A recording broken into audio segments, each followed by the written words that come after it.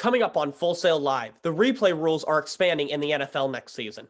We'll tell you what crucial part of the game will now be available for replays and what it means for the game moving forward.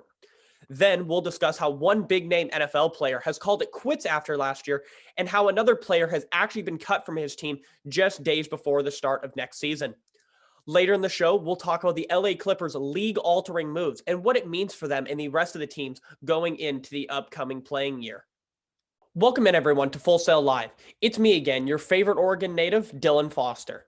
Oh boy, do we have a good one to start off our show today. The NFL replay rules will never be the same again after this crazy past postseason. Pass interference, arguably one of the most crucial calls in football, will now be allowed to be challenged by coaches and reviewed by the booth next season. In addition, they have also made it to where referee no calls may be challenged as well. This comes after the blatant missed PI call in this past season's NFC Championship game between the New Orleans Saints and the LA Rams. Late in the fourth quarter, Drew Brees passed the ball to Tommy Lee Lewis, and he got absolutely blown up by Rams cornerback Nikhil Robbie Coleman. Saints head coach Sean Payton and the entire stadium instantly lost it on what should have been a PI call, but there was no call. This would ultimately go down to cost them a shot at another Super Bowl with an aging Drew Brees. After the game, Robbie Coleman was shown the infamous play by a reporter on his iPhone, and he said to the reporter, and I quote, "Oh, hell yeah, that was a PI." In the end, it didn't matter as the refs had made a call and the Rams would go on to lose Super Bowl 53 to the New England Patriots, 13-3. Regardless of what happened, it will change the foundation of how your team gets officiated from here on out in the NFL.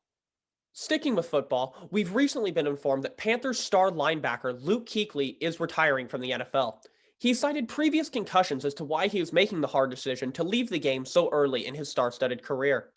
Even in his 8-year career, he will go down as one of the all-time greats at the linebacker position.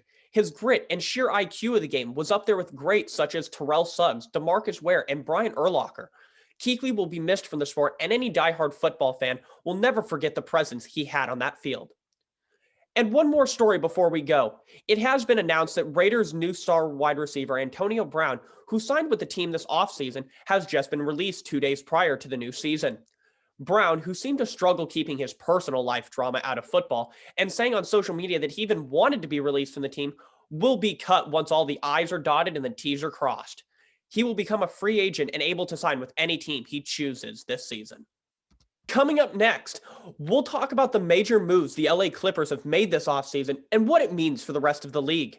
And 59 years ago today, Wilt the Stilt's 100-point game took place. We'll revisit what happened on that fateful night back in 1962. Stay with us, we'll be right back. Big news out of LA. The Clippers have just made 2 blockbuster moves that are going to shake up the Western Conference next season. First off, they went and signed Finals MVP Kawhi Leonard on a 3-year, $103 million contract with a 4th-year option. This is a huge pickup for the Clippers, who got beat 4-2 by the big three of KD, Clay, Steph, and the rest of the Golden State Warriors squad in the first round of the playoffs last season. If that wasn't enough for the Clippers already, they went and traded away their next few years' worth of draft picks for shooting guard Paul George from Oklahoma City.